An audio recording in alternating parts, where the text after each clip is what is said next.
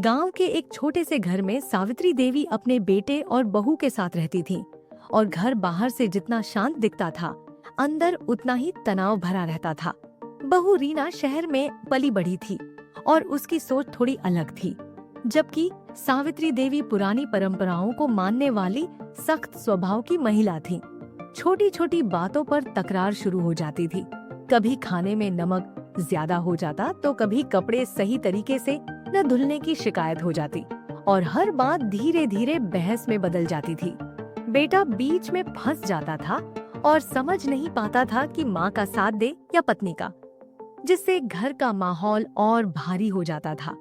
एक दिन बात इतनी बढ़ गई कि रीना रोते हुए अपने कमरे में चली गई और सावित्री देवी गुस्से में आंगन में बैठ गईं। लेकिन उसी रात अचानक सावित्री देवी की तबीयत खराब हो गई और रीना ही उन्हें अस्पताल लेकर गई। अस्पताल के बाहर बैठी रीना की आंखों में चिंता साफ दिखाई दे रही थी और पहली बार सावित्री देवी ने महसूस किया कि बहू दुश्मन नहीं बल्कि इस घर की जिम्मेदार सदस्य है।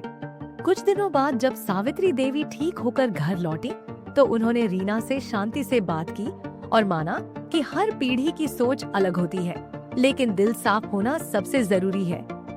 उस दिन के बाद घर में नियम तो रहे, लेकिन प्यार भी जुड़ गया और छोटी छोटी बातों की लड़ाई समझदारी में बदलने लगी। धीरे धीरे सास और बहू के बीच तकरार की जगह बातचीत ने ले ली और वही घर जो पहले तनाव से भरा था अब हंसी और अपनापन से भरने लगा, क्योंकि उन्होंने समझ लिया था कि रिश्ते जीतने से नहीं बल्कि निभाने से चलते।